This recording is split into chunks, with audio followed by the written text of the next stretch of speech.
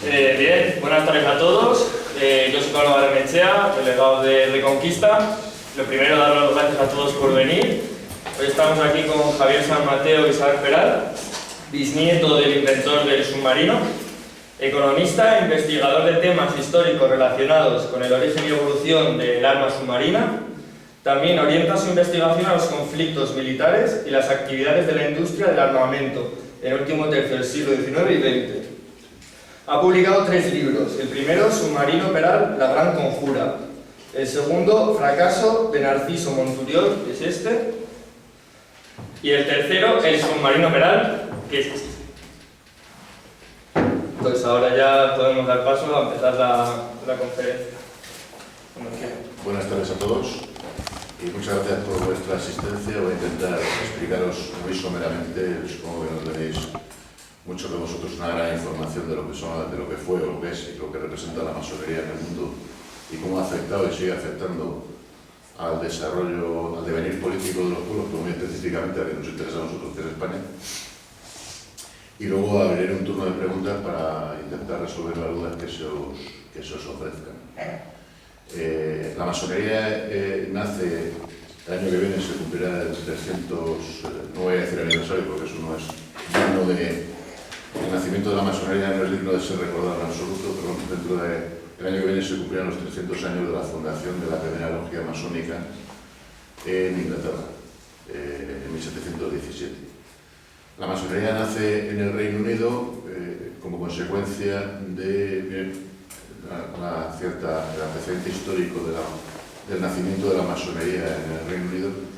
Viene como consecuencia de la implantación en el Reino Unido de un reino protestante, inequívocamente protestante, con la llegada de Jorge III, de la dinastía Sajonia-Coburgo, que elimina para siempre la posibilidad de que los estuardos volvieran a reinar en el Reino Unido. Los estuardos habían sido parcialmente procatólicos, había dentro de la dinastía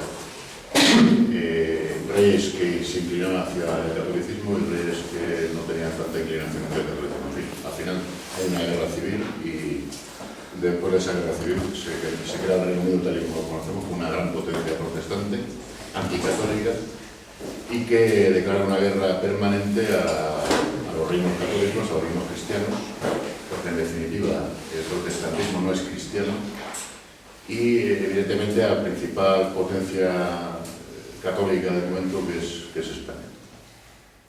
Surge la masonería también como consecuencia de la implantación, de la aprobación, después de que el dictador Cromwell se hiciera con el poder en el Reino Unido, la revocación de la prohibición que había hecho en 1250 el rey, creo que era Eduardo III, del asentamiento de judíos en el Reino Unido.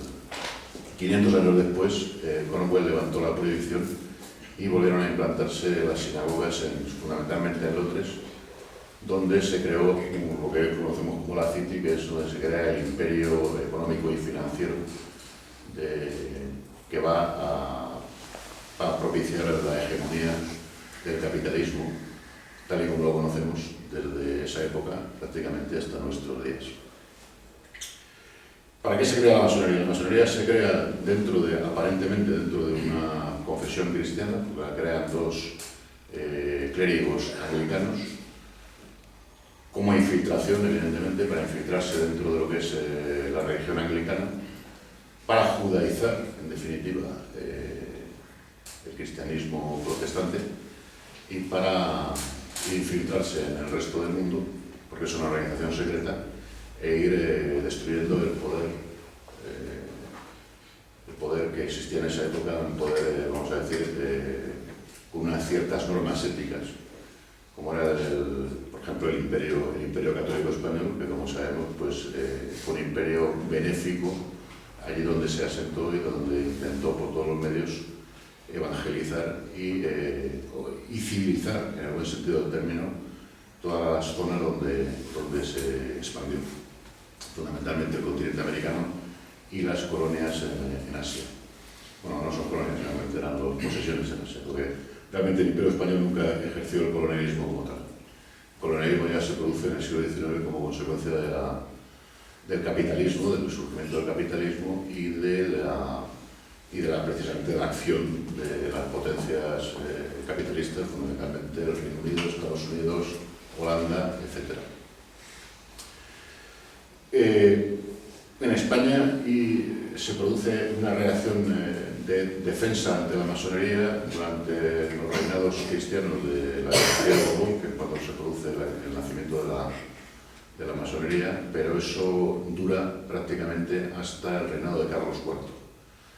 Durante los reinados de Carlos III y Carlos IV hubo una acción bastante eficaz para evitar que la masonería entrase en España y contaminase el cuerpo social, pero una vez que, después de lanzarnos a la final del reinado de Carlos IV, que fue la verdad que fue un rey bastante mediocre en muchos aspectos, y además fue al final un rey traidor que se marchó de España y dejó España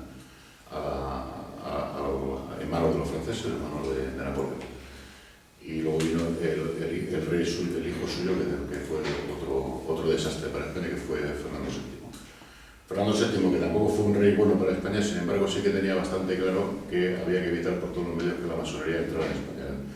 En el interregno que va desde que se abandona la familia real el trono español, se marchan a Bayona, viene José I, llamado Pepe Botella por el pueblo, y se produce un enfrentamiento con la guerra de independencia española contra los franceses. La sociedad española se divide en cierta medida en dos bandos. Está el bando de los afrancesados, que colaboran con el vencimiento de los usurpadores franceses, del trono usurpado por Bonaparte. Muchos de estos afrancesados vienen con ideas masónicas, porque por una parte trata de contrarrestar el influjo de la masonería inglesa, británica, creando su propia masonería francesa, y luego por otra parte en el bando que luchaba por la independencia también se produce una fractura entre los que defendían la patria tal y como se había constituido desde la época de los reyes católicos, a la parte que llamamos los liberales, la mayor parte de los cuales eran masones. Como quiera que los liberales masones intentaron por todos los medios evitar que Fernando VII heredara todo el poder que había tenido su padre, que es lo que se conoce como la famosa Constitución de la Pepa, la de 1812, que limitaba los poderes de la soberanía del rey. Cuando Fernando VII vuelve al trono de España en 1814, lo primero que hace es cargarse la Constitución y evidentemente declara una enemistad absoluta y procura el encarcelamiento y el exilio de todos aquellos que habían estado en el bando liberal, la mayor parte de los cuales eran masones. Por tanto, en el reinado de Fernando VII, por criterios básicamente más personales, de interés suyo personal, que por intereses patrióticos, como haya sido hasta ese momento, la masonería sigue siendo perseguida y sigue siendo hostilizada, y de hecho todos los masones que en ese momento son detectados pues acaban en la cárcel o en el exilio. Fernando VII muere y vuelven los liberales otra vez al poder, con la reina regente, con la viuda de Fernando VII, María Cristina, que se apoya en los liberales porque frente a Fernando VII se enfrenta, porque todos sabemos hubo un conflicto dinástico a la muerte de Fernando VII, y el hermano de Fernando VII, Carlos, reclamaba por aquello de la ley sálica, la ley semisálica que había estado vigente desde la época de la entrada de los Borbones en España. Carlos, el hermano Carlos, por eso se crea el bando carlista, se llama el bando carlista, rechaza la posibilidad de que sea la hija de Fernando VII, Isabel II, la futura Isabel II, la realidad. Rechaza la posibilidad de que esta mujer acceda al trono y declara la guerra. Se declara la guerra, se parte España en dos otra vez y surge la primera guerra carlista. El bando carlista es un bando católico, cristiano y claramente partidario de la tradición, y el bando liberal, la reina María Cristina se apoya en el bando liberal, que es promasónico, procapitalista y muy influido por el Reino Unido.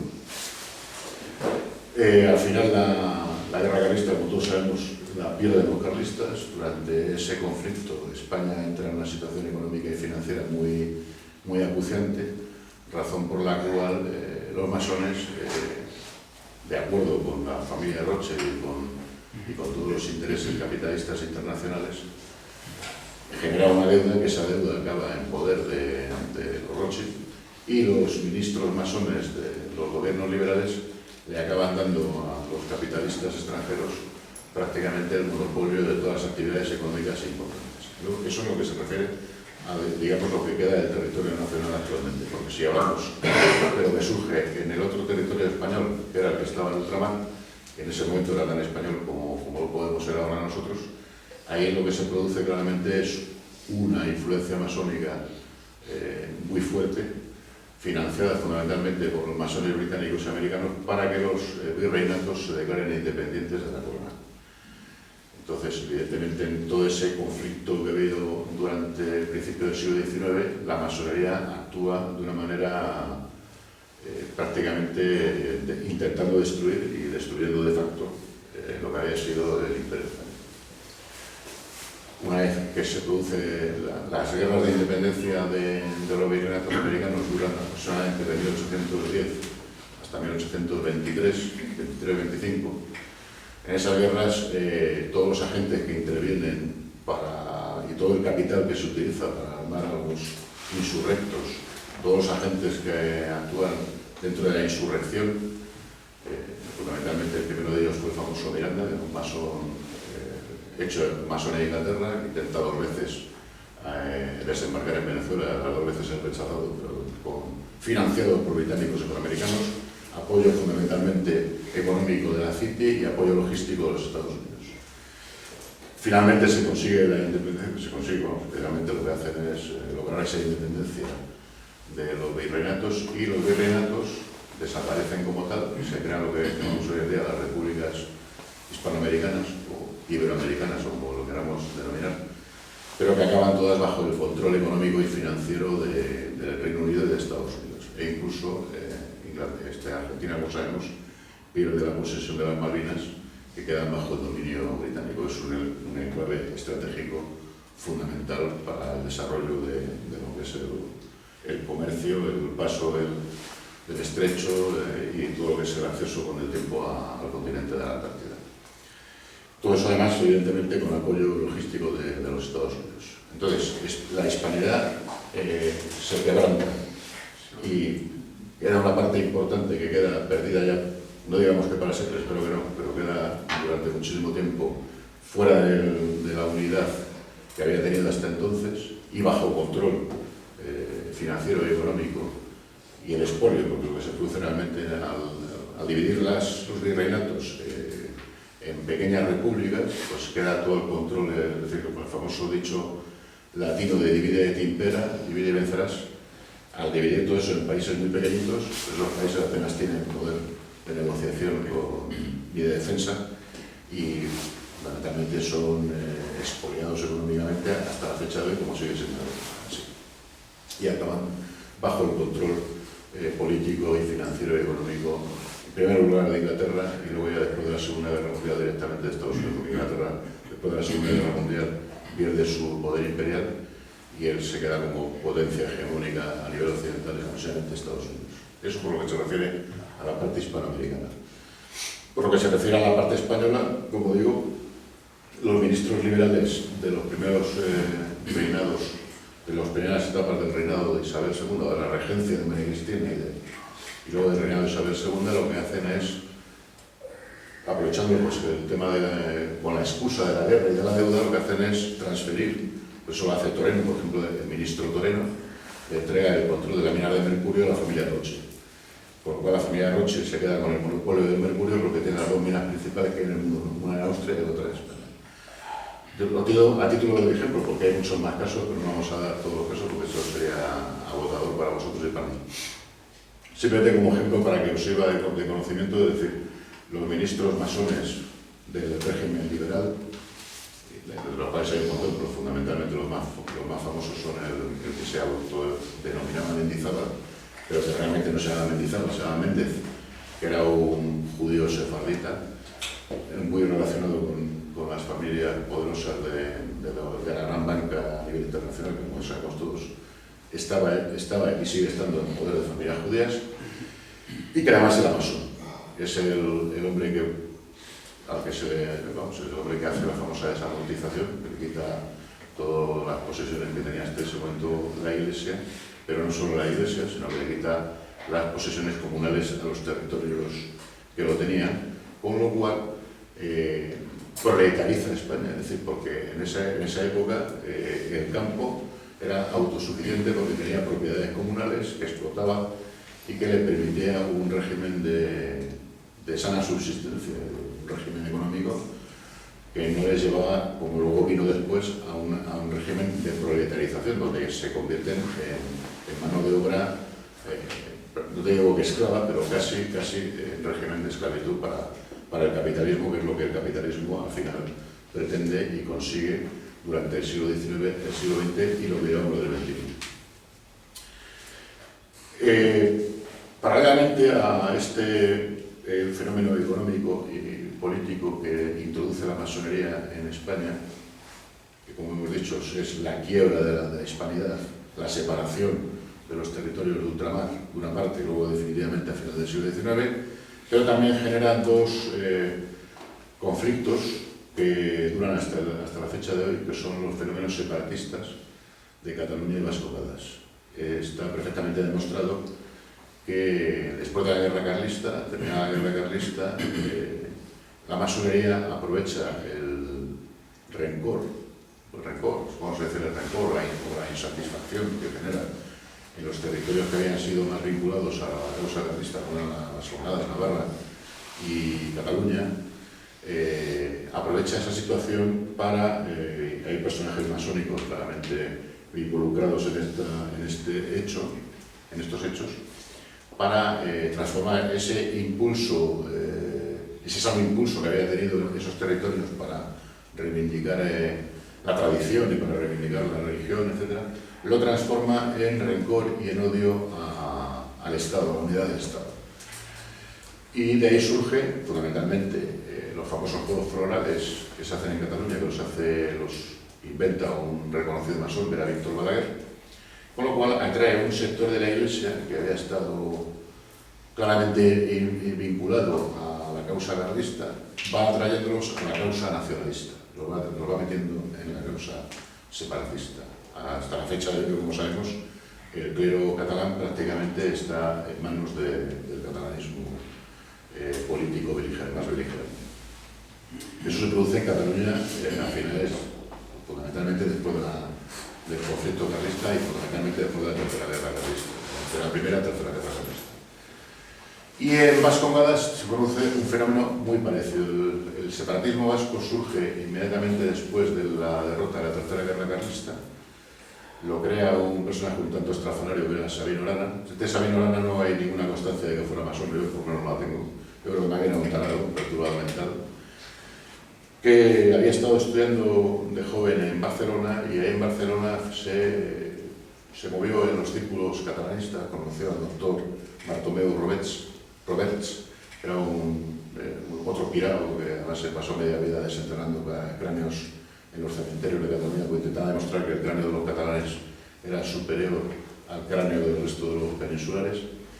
Y este hombre, Sabino Arana, se llevó estas ideas cuando retornó a Vascongadas, aprovechando además que su padre había sido carlista y estaba mucha parte de Vascongadas y en Navarra estaban a disgusto con el resultado final de la guerra. Aprovechó para crear lo que conocemos hoy como el Partido Nacionalista Vasco, que por cierto además, como sabéis, se creó una bandera que curiosamente está relacionada con la bandera británica, es decir, la misma bandera británica de la Unión Jack, lo que pasa es que cambian los colores. Sabino Arana era un perturbado, tenía fama de tarado entre sus propios convecinos, murió prácticamente sin tener muchos seguidores en su momento, pero sí que hay un personaje importante que ese sí que era masón, que era Ramón de la Sota, que era un naviero, un hombre capitalista importante, con muchísimo dinero, vinculado en sus negocios, siempre a lo mismo, a la City de Londres. De hecho, este hombre, al finalizar la guerra civil, luchó junto a su familia, la guerra civil última, la del 18 de julio del 36, cuando terminó la guerra civil, marchó con una familia al exilio en Gran Bretaña. Es decir, que realmente Ramón de la Sota es el que crea el PNV tal y como lo conocemos. Sabino Arana se muere siendo un tipo pintoresco, que es considerado un montaneo de sus propios vecinos, pero Ramón de la Sota financia este fenómeno, le da contenido, le da apoyo económico y además obliga a todos los trabajadores de su industria a afiliarse al sindicato nacionalista. Con lo cual va creando un caldo de cultivo que es una fuerza separatista contra anti-española, anti o contra española. Todos estos fenómenos que padecemos en la fecha actual son gestados y son generados, y tenemos que saberlo, tenemos que ser conscientes quién es nuestro enemigo principal, por la masonería. Tanto el separatismo catalán como el separatismo vasco. A finales del siglo XIX, la masonería también interviene dando el que podría haber sido el golpe de gracia, o se puede considerar el golpe de gracia, al Imperio Español, que es la desaparición de los últimos territorios que conservamos del Imperio, que se habían sentido muy vinculados a España, como eran Cuba, Puerto Rico y las posesiones en Asia, fundamentalmente Filipinas y las Carolinas. No voy a dar muchos datos para no aburriros, pero sí os puedo comentar que todos los personajes que intervienen en lo llamaban la insurrección cubana son masones.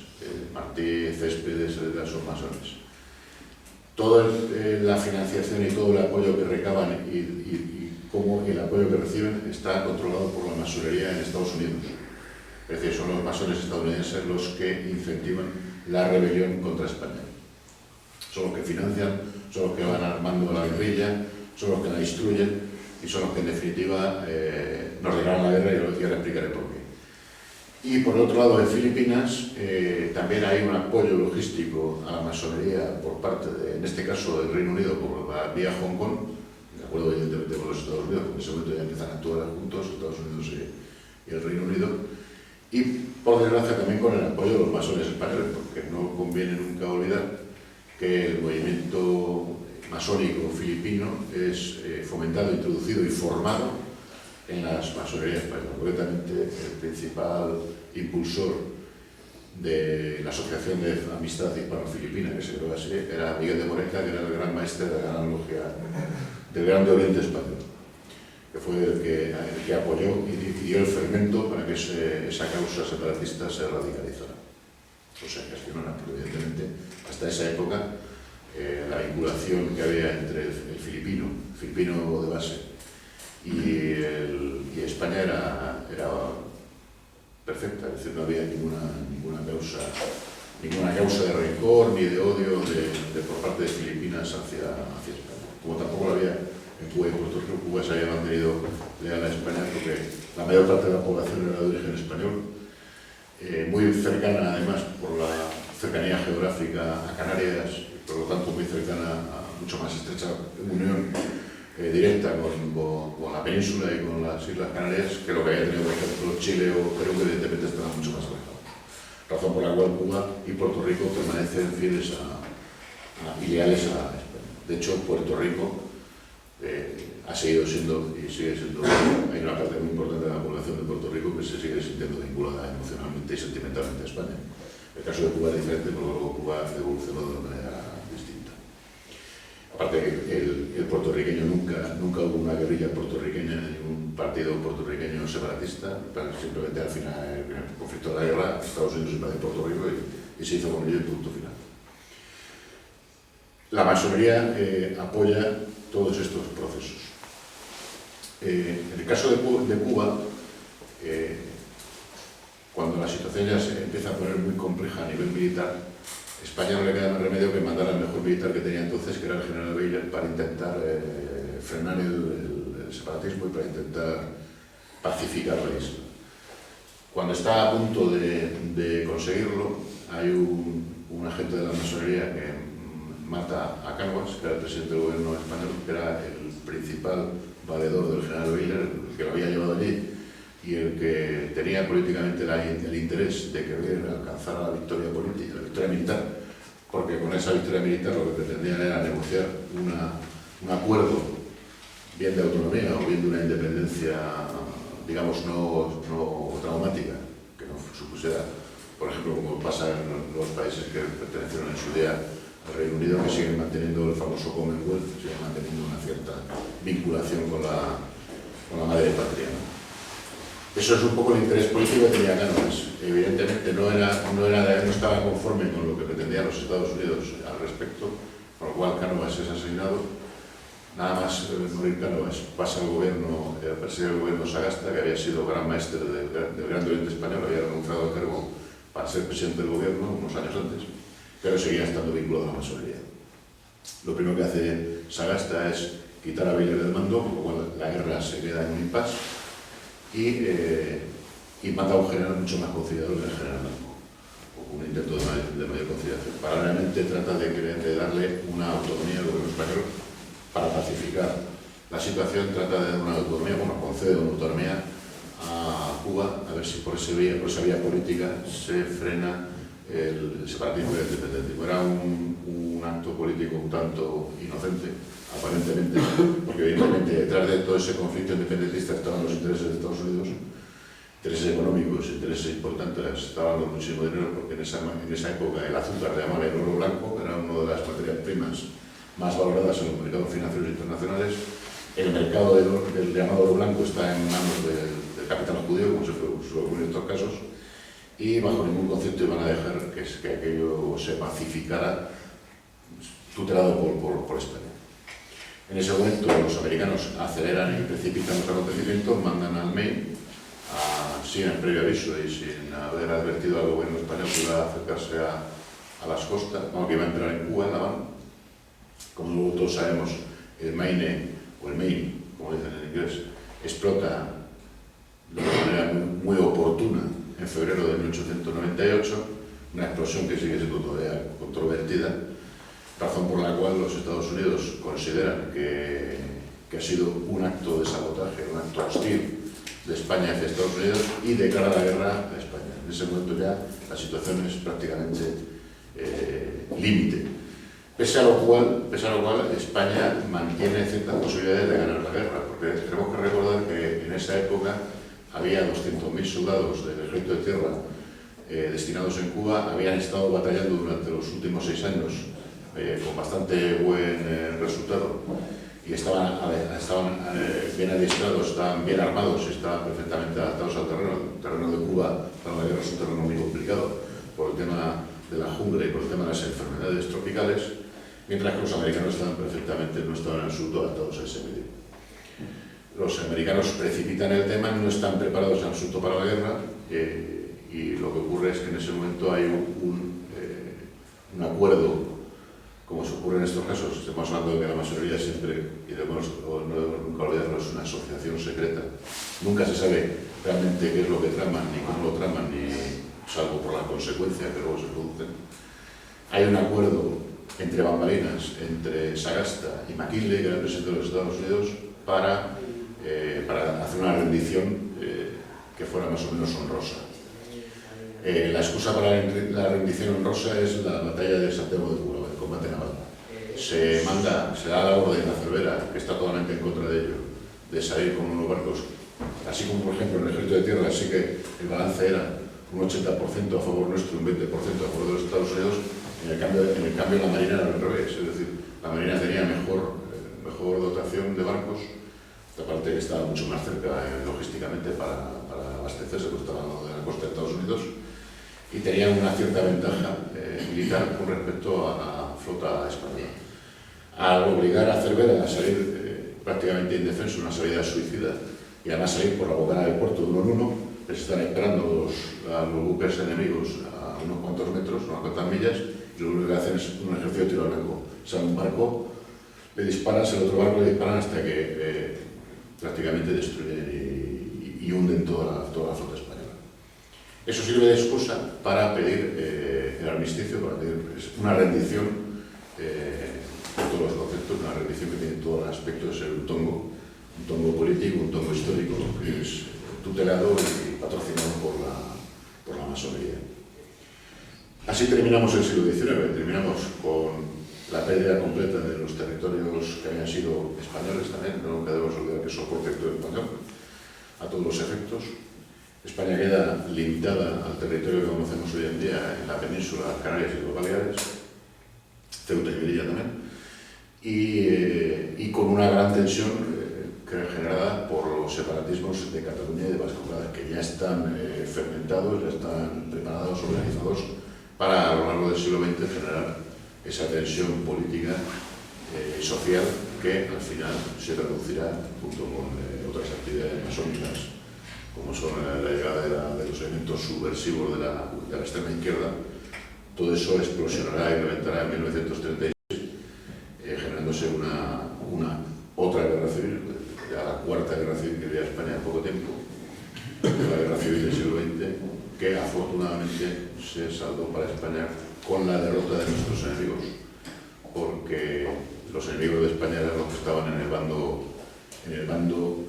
que no ganó la guerra, en el bando llamado republicano o rojo. Por cierto, además ellos en aquella época le llamaban bando rojo, no sé por qué le llamaban bando republicano, porque de hecho yo tengo todavía pegatinas en casa que se dan de mi familia, ponía ejército rojo, no ponía ejército republicano, ahora le llaman ejército republicano, solo para darle un cierto prestigio que evidentemente carecía.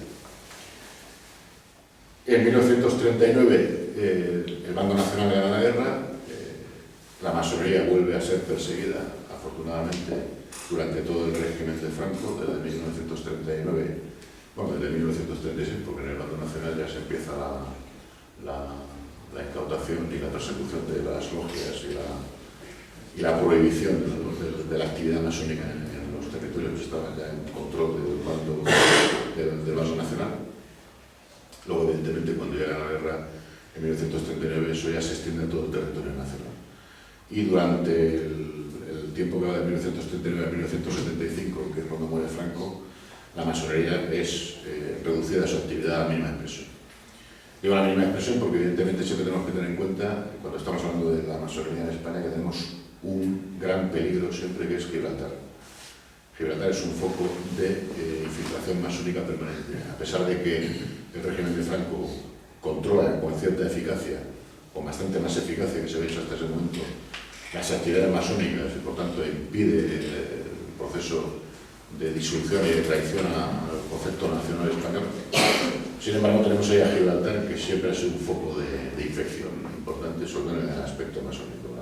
De hecho, la mayor parte de los masones, tradicionalmente en el siglo XIX, cuando han tenido que huir por algún tipo de hostilidad o de persecución, siempre han salido por Gibraltar, curiosamente. Por eso, evidentemente, es un foco de actividad masónica. Muere Franco en el año 75, la CIA y los servicios secretos de los países occidentales de la NATO, junto con el padre del rey actual, con Juan Carlos, tutelan una transición que lleva a la situación que conocemos hoy en día. Y en esa actividad vuelve a darse absoluta libertad de actuación a la masonería en España. Se levanta la prohibición y la masonería vuelve a hacer lo que había estado haciendo durante todo el siglo XIX y principios del XX, que es fomentar el separatismo, fomentar la traición, fomentar el odio, desincentivar el espíritu patriótico, eliminar el patriotismo, eliminar la identificación con los símbolos españoles y con el interés de la patria, y fomentar el separatismo y fomentar el capitalismo salvaje. Eso es lo que hace la masonería desde que se generó, desde que se impulsó, desde que se creó en 1717, y va a seguir haciendo en tanto en cuanto no seamos capaces de derrotarla. Y la derrota tiene que ser universal, es decir, la derrota no basta con que se derrote en España. Para derrotar a la masonería hay que hacer una derrota universal. Y eso es una causa que yo espero que se mantenga, se cree, se alimente en el futuro, porque la masonería es el enemigo del género humano. Entonces, a partir de 1975 hasta nuestros días, en la mayor parte de los gobiernos que ha habido en España, ha habido ministros masones. Ya en la época de UCD hubo 4 ministros masones perfectamente conocidos. En la época del filipismo, del socialismo de Felipe González, se incrementó a mucha mayor cantidad de ministros masones. La masonería está extendida en todos los partidos políticos, infiltrada en todos los partidos políticos que conocemos como partidos del sistema, ya sea el PP, ya sea el PSOE, ya sea el PNV y el famoso CIU, que ahora ha cambiado de nombre, pero los separatistas catalanes, para se llaman, creo que Democracia y Libertad, me parece, ¿no? Vaya nombre. Y esa actividad masónica nos está llevando a la situación en la que estamos actualmente, es decir, una gran crisis económica propiciada por el capitalismo salvaje, por el capitalismo financiero, no solo a nivel español, a nivel internacional, pero que ha repercutido de una manera grave en España, por la situación además de conflictividad política que padecemos, y el separatismo y luego todo un movimiento de tipo sociológico que conocemos y vemos todos los días, que es lo que se llama la ideología de género, que es lo que se llama la destrucción de la familia, lo que se llama la destrucción de los valores tradicionales, de los valores no tradicionales, de los valores que son intrínsecos al ser humano. El ser humano nace hombre, nace mujer, nace para tener una familia, nace en el seno de una familia, nace dentro de una familia, genera una familia y a su vez va generando una familia, y esa familia va creando una sociedad, y esa sociedad va creando una nación y una patria. Evidentemente, para disolver eso hay que cambiar el ser humano tal y como lo conocemos actualmente, tal y como ha llegado hasta nuestros días. Para eso se ha introducido la ideología de género, para eso se está introduciendo por gobiernos masónicos la legalización del matrimonio homosexual. Pero el matrimonio homosexual es un contrasentido, el matrimonio homosexual no puede ser problema. Pero le llaman así. Y por supuesto, evidentemente, la ley del aborto. Todo ese y todo este maremágnum que vimos ahora de los transexuales, las leyes estas que permiten, entre comillas, lo permiten a un niño que en contra de la voluntad de sus padres pueda cambiar de sexo, todo eso está generado en laboratorios masónicos. Todo esto no viene porque la gente se haya vuelto loca porque sí. Todo esto está generado por movimientos masónicos tutelados desde la ONU hoy en día, y de la UNESCO. Por cierto, uno de los ministros masones que he dicho antes, que estuvo en los primeros gobiernos de la democracia, luego fue un gran pregoste de UNESCO. Y todos sabemos de quién estamos hablando. Si luego daré el nombre. Y en eso estamos, es decir, hasta aquí hemos llegado hasta este momento. La masonería surge hace casi 300 años con un objetivo claro, es decir, disolver el concepto nacional de los pueblos de Europa, disolver la Europa, disolver lo que es España, Italia, Alemania, Francia, como lo conocemos hoy en día, crear un mundo controlado exclusivamente por un capitalismo feroz, salvaje, donde un individuo al final acabe desarraigado de sus raíces por lo más profundas, de su familia, y pueda ser una mano de obra que pueda estar trabajando hoy en Singapur por un sueldo de mierda y convertido en un esclavo moderno. Ese es el objetivo de la masonería a largo plazo. No debemos olvidarlo porque es lo que es decir, no hay otra teoría en la masonería, no hay otra razón de ser en la masonería. Está controlado por quien está controlado y el objetivo de la masonería es el que es. Y en España pues hemos acabado como hemos acabado. Entonces es simplemente que debemos entre todos dar a conocer, porque mucha gente no sabe lo que es hoy en día la masonería, no sabe quiénes son los masones y quiénes no lo son, no sabe cómo actúa la masonería, no sabe por qué determinadas leyes o determinadas modas se ponen en vigor sin saber que están incentivadas y financiadas y implantadas e implementadas por las logias masónicas. Y es un tema que hay que insistir, trabajar para que la gente lo sepa, para que trascienda a la opinión pública, no solo en España, sino en toda Europa y en todo el mundo, para que sepan que la esclavitud moderna va a venir por la influencia de la masonería en el mundo actual. Espero no haber sido en esta disertación demasiado complejo, demasiado abstracto, porque la historia de la masonería da para una visión un tanto abstracta que a veces no se pierde. Espero haber sido sencillo en mis explicaciones y haber dado una explicación que a vosotros os puede haber dado una idea bastante clara, espero, de lo que es la masonería. Y sin más, pues me gustaría hacer un debate con vosotros y a través de las preguntas abiertas poder iros resolviendo las dudas que tengáis al respecto, si estáis de acuerdo. Sí, ahora vamos a dar paso al turno de preguntas. Pedimos que sean cortas y claras sobre el tema expuesto. Sí, buenas tardes. Mira, tú hablas del tema de la independencia de los territorios españoles, pero por ejemplo en Sudamérica y demás. Y el tema, por ejemplo, de Sáhara o Ceuta y Melilla, ¿qué tiene que ver? Bueno, son fenómenos parecidos parecidos pero distintos, diferentes y además muy en el tiempo hay una separación en el tiempo importante. La separación del Sáhara es un acto de traición que se produce pues, justo cuando va a morir Franco.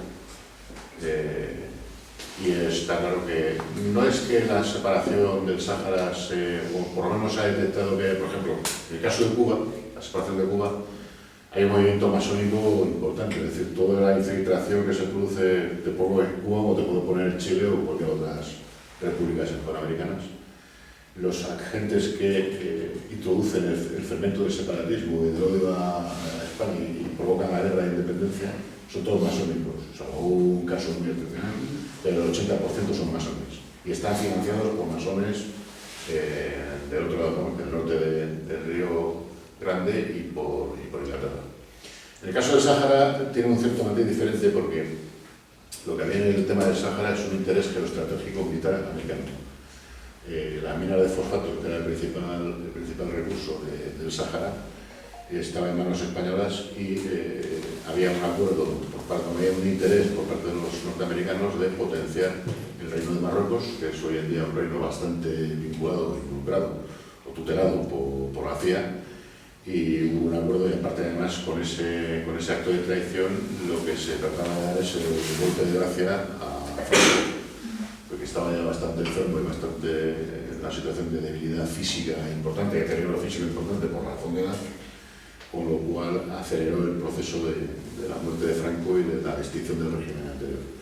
Yo no tengo detectado que hubiera, por ejemplo, si estamos hablando del Frente Polisario, evidentemente el Frente Polisario yo no creo que estuviera integrado por masones, más bien estaba alimentado de Argelia por elementos de tipo ultraizquierdista, más bien de simpatizantes o financiados por el Pacto de Varsovia.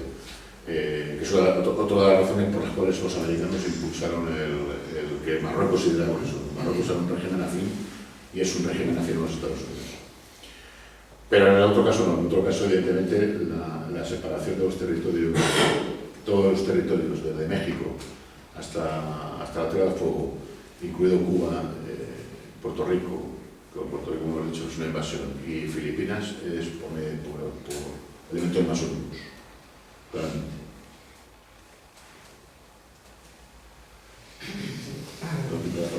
Sí.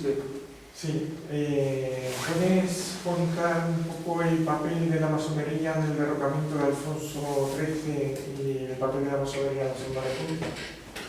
Pero en breve. Sí, brevemente. La masonería actúa desde que se produce el golpe de Estado de Primo de Rivera en 1923. La masonería se organiza para hostigar al régimen, fundamentalmente a la dictadura militar. Y de hecho hay un movimiento, incluso un intento de invasión en Cataluña, por la frontera de Cataluña, que está también financiado por masones, con Macià y compañía. Y curiosamente estos elementos que al final son detectados, lo digo a título de ejemplo, a título de curiosidad, son apresados en Francia, juzgados en Francia, y su abogado defensor es un masón, Henri Torres, era un masón sefardita, que luego fue uno de los principales prepostes del Consejo Mundial Judío. Una de las fotos del Consejo Mundial Judío en Nueva York, que aparece Stefan, el famoso rabino, a su lado está Henri Torres. Pues Henri Torres, que era sefardita, judío y masón, es el que defiende a los que intentan desestabilizar el régimen de Primo de Rivera. Obviamente, todo lo que se hace en San Sebastián, todo este contubernio que se organiza en San Sebastián, el Pacto de San Sebastián famoso, que va a posibilitar el derrocamiento de Alfonso XIII, pues justo previamente lo que se hace es eliminar a Primo de Rivera previamente, o conseguir que Alfonso XIII pierda la confianza en Primo de Rivera. Todo eso son intervenciones de la masonería. Una de las razones por las cuales Primo de Rivera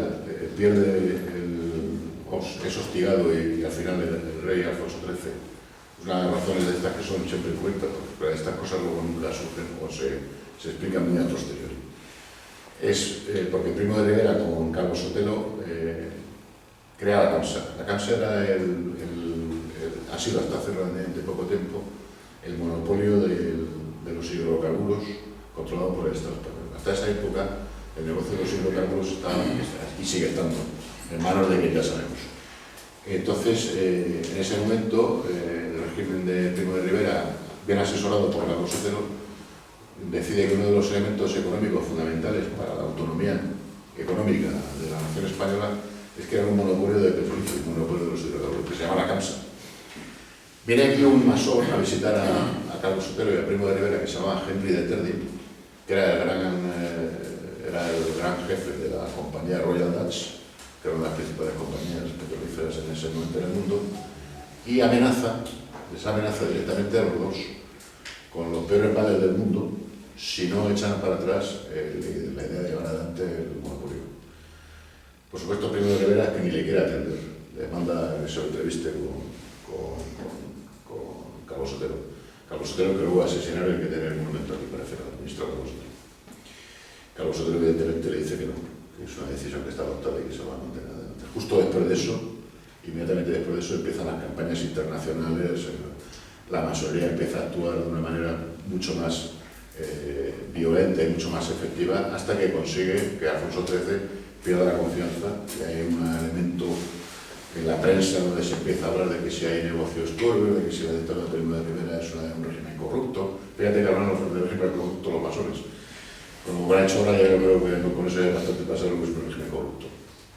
Con lo cual, Alfonso XIII le retira la confianza y a partir de ahí, Alfonso XIII prácticamente se pega un tiro. Es el equivalente a pegarse un tiro, porque el paso inmediato es que la masonería acabe derrocando, que es lo que se consigue. Y evidentemente en el pacto de San Sebastián, la mayor parte de los elementos que intervienen son masones, que solo es el pacto que aúna las fuerzas políticas, digamos, contrarias a la monarquía, lo que se llama las fuerzas políticas republicanas. Viene el 31, bien es cierto que, aparte de la campaña de hostigamiento al trono generada por la masonería, luego también interviene la otra parte, que Alfonso XIII no está donde tiene que estar en su sitio, es decir, no está en su sitio cuando tiene que estar en su sitio. Cuando ve el primer llamada de peligro, lo que hace es retrasarse. Incluso se marcha dejando a la familia allí. Con lo cual es un acto de deserción, hablando claramente. Eso ya no es culpa de los masones, es culpa de Alfonso XIII. Y luego a partir de ahí la Segunda República, la primera también lo fue. La Segunda República es un régimen prácticamente masónico al 100%, es decir, eso está acreditadísimo. Por ejemplo, el Partido Socialista Obrero Español, la mitad del Partido Socialista Obrero Español, los diputados del Partido Socialista Obrero Español en el Congreso eran masones. Del partido de Azaña, la mitad eran masones. Del partido de Lerroux, la mitad eran masones. Lerroux había sido masón, lo cual luego se marchó. Y además atribuye sus desgracias políticas a haber rechazado o haberse rechazado seguir siendo masón en su juventud. Y evidentemente el control político de la Segunda República es masónico 100%, incluido todo lo que es el levantamiento del año 34, Maciá, Indalecio Prieto, todo el desbarajuste político, social y económico que se produce en España está todo incentivado y organizado por nosotros. Eso no me queda ninguna duda. Pero además puedo dar datos, lo que pasa es que tampoco quiero dar una esta. Si queréis os puedo dar hasta la bibliografía para que lo podáis consultar. ¿Y me ha gustado detrás? ¿Cree la identidad entre la masonería y el judaísmo? Sí, perfectamente. La masonería tiene una cosa interesante que no he comentado. Hay varios tipos de masonería. La masonería, digamos, que se llama a sí mismo regular, porque se da ese autobombo, es la masonería que se funda en Inglaterra, la Gran Logia de Inglaterra, que es del año 1717. En esa masonería, desde el principio ya hay judíos. Y de hecho, en 1801, un personaje del clan Rothschild pasa a formar parte de esta masonería, de esta logia grande inglesa, uno de los personajes de la familia Rothschild, que evidentemente sabemos que son judíos. Y no son los judíos por izquierda. Pero es que además hay un tema, hay un dato importante, es decir, luego hay otras masonerías, como el Gran Oriente francés, que es una especie de franquicia, tiene una cierta autonomía con respecto a la inglesa, y luego hay una serie de logias un tanto particulares. Pero bueno, la masonería importante, las audiencias importantes son la británica, la americana del Rito de York y la francesa. Todas estas admiten judíos, y hay judíos dentro de ellas. Pero curiosamente hay logia masónica, que es Bene Berrait, que es judía, que es una masonería judía, los hijos de la Alianza, pero ahí no se admite más que judíos. Es decir, está muy bien organizado, porque la masonería, vamos a decir, gentil, admite judíos, pero la masonería judía no admite gentiles. O sea, está perfectamente organizado como de esa manera. ¿Otra detrás? Me gustaría saber la opinión de usted sobre relaciones entre Putin y masones. Entre Putin y masones. Soy presidente de la Asociación Patriótica de Ucranianos en España. Muy bien. Pues no te puedo decir, porque no te puedo decir con una gran... De opinión. Yo creo que Putin, yo creo que no es masón. No lo sé, no lo puedo. Yo creo que la actitud política de Putin en muchos aspectos. Putin es un personaje extraño, tengo que decirlo claramente. Todos sabemos que procede del KGB. Y luego, sin embargo, en algunos aspectos mantiene unas actitudes políticas, por ejemplo, el tema este del matrimonio homosexual y todo esto, que yo me identifico claramente con él y yo no soy pro Putin. No sé exactamente si Putin ha estado... Yo creo que la gente del KGB difícilmente puede tener una relación con la masonería, con los enemigos. De la masonería es un poder tutelado de las potencias occidentales. Las llamadas potencias occidentales, Estados Unidos y Reino Unido, fundamentalmente. Y el resto prefiero que no lo cuentes tú, porque yo realmente del tema de masonería en Rusia conozco bastante poco. Sé que hubo en su día actividades masónicas, sé que la incipiente industria militar rusa estuvo abiertamente en manos de masones y evidentemente todo lo que es la revolución del 17 está tutelada por judíos, básicamente. La mayor parte de los elementos del partido bolchevique son judíos, eran judíos, y financiada desde Estados Unidos por el capitalismo judío de Wall Street. Las relaciones de Putin con la masonería, yo no tengo mucho dato, no te puedo dar mucha información. No, gracias. Si tú puedes decir algo, yo encantado de saberlo. Yo tengo una pregunta sobre los comparativos. Es decir, compartían con la masonería el odio a España, pero hasta la guerra civil, más o menos, por lo que yo he leído, tenían unos valores completamente contrarios a los de la masonería. Por ejemplo, que Sabino Arana era profundamente antiliberal, o el Estado catalán de Cataluña, que tenía unos valores muy cercanos al nacionalsocialismo. Es decir, la pregunta que puede...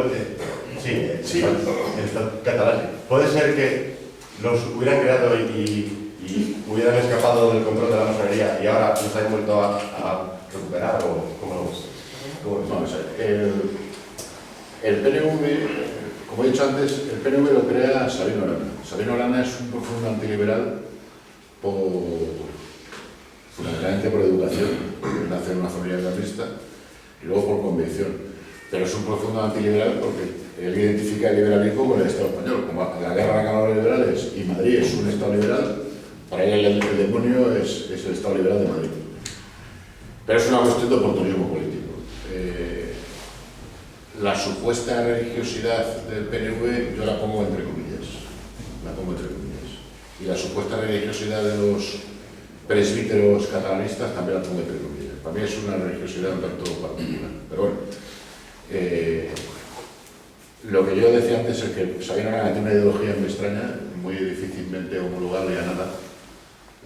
Es un etnicismo, racismo un poco extraño, pero realmente eso lo que hacen es servirse de ello, de la sota, que si es masón se sirve de ello para crear un movimiento político que sirva para disolver el Estado. Es una cuestión de oportunismo político. No es que la masonería proteja la ideología de Sabino Arana, o se identifique con la ideología de Sabino Arana, es que es un elemento que les resulta útil, porque va generando un odio y un fermento de odio y de desagregación y de destrucción de la nación española. Eso por lo que se refiere al PNV. Que sí que es cierto que decían aquello famoso del GEL, ¿no? Dios y leyes viejas y tal, pero bueno, una religiosidad tanto particular, porque además la religiosidad auténtica es el cuarto mandamiento es amor a la patria. No solo amor a los padres, amor a la patria. La patria de un vasco es España, no es Vasco Cadas, como la patria de un catalán. Le guste o no le guste, es así. históricamente desde el último tiempo. Por tanto, ahí están infringiendo el cuarto mandamiento, por lo tanto es una religiosidad que podemos poner entre comillas, como he dicho antes, en hibernación. En el caso de catalán, más que en esta catalán, lo que sí tuvo, pero eso que pasó un poco después de la Primera Guerra Mundial, en lo que es los años previos a la Segunda Guerra Mundial, la estética, no las ideologías, del fascismo y del nacionalsocialismo tiene un poder de atracción importante. A mí no nos parece raro, pero era así. Y muchos les copian. Y de hecho, Esquerra Republicana se puso un uniforme paramilitar y hacían desfiles y tal, pero era una cuestión de pura estética, de identificarse. Bueno, las paradas que hacían los fascistas en Italia, las manifestaciones, las paradas de tipo semi-paramilitar, toda aquella escenografía que tenía el nacionalsocialismo y el fascismo era muy atrayente para la masa. Y eso ellos lo intentaron suplantar, pero no es que se identificaran con la ideología ni fascista ni nacionalsocialista, en modo alguno. Sus ideas eran de otro talante. Y Esquerra Republicana era un partido masón, ¿no? Sí, ahorita. Esto fue claro. Y integró básicamente por masones. De hecho, el Macià era masón de los detalles y este de Encas también era masón, es decir, casi toda la cúpula. Lo que hay, claro, evidentemente, la estética, de hecho, incluso si algún día podéis ver algún documental antiguo, veréis que hasta el Partido Socialista a veces copiaba la estética nazi y fascista, y hacían desfiles de milicias.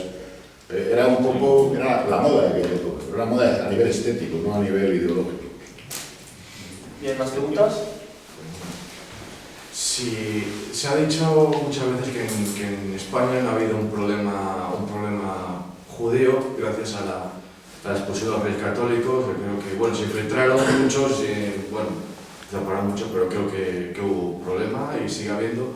Sobre todo, a ver qué opinión tienes, sobre todo gracias justo a la masonería, porque además lo he leído y estoy muy de acuerdo, que la masonería es un instrumento del judaísmo. Por lo tanto, se puede hablar también del problema judío gracias a un problema que son pocos pero con poder, justamente masones. No te quepa la menor duda que la masonería está controlada, dirigida y tutelada por la gran sinagoga, de eso no te quepa la menor duda. Respecto a lo que dices de que España tuvo un problema judío, España tuvo un problema judío gravísimo ante otros países europeos. Los reyes católicos consiguieron la expulsión, pero como si habéis leído el libro de Quevedo, que se llama Execración contra los judíos, es un libro difícil de encontrar hoy en día, solo por el título. Pero ahí dice claramente Quevedo cómo se habían vuelto a infiltrar los judíos en España en la época de Quevedo, o sea que habían vuelto por la puerta de atrás. Muchos de los judíos que fueron expulsados del territorio español, como realmente, pese a lo que se ha dicho muchas veces, los virreinatos eran bastante autónomos, tenían bastante autonomía, se fueron a los virreinatos y se asentaron allí. Y de ahí fomentaron el odio a España. Luego, por supuesto, todo el rencor que se produce entre el judaísmo internacional, después de que, de hecho, como sabéis, hay un boicot, hay dinero que se pone encima de la mesa para intentar por todos los medios que Isabel la Católica no sea beatificada. Y estamos hablando de muchos miles de euros que se ponen en marcha en circulación para evitar que la Iglesia Católica declare de santa a Isabel. Por tanto, estamos hablando de que es un tema que tiene una gran repercusión internacional. Y lo que decíamos antes, es decir, cuando Cromwell da libre asentamiento de los judíos en el Reino Unido, por supuesto ya estaban allí metidos, porque los judíos acaban metidos siempre, les permitan o no les permitan estar. Eso lo hace para contrarrestar, es un sefardita que se entrevista con Cromwell, que había sido sefardita portugués, porque después de la expulsión de España fue la expulsión de Portugal, acto seguido, unos años después. Y todo eso lo fomenta el judaísmo, porque sabe que fomentando un Reino Unido fuerte y potente puede contrarrestar y va a contrarrestar, y de hecho lo consigue, el peso político y hegemónico del trono español. O sea que al final tiene el problema judío sí existe, desde el punto de vista existe y existirá, por desgracia. Muchas gracias, Javier, por venir a dar esta conferencia. Gracias.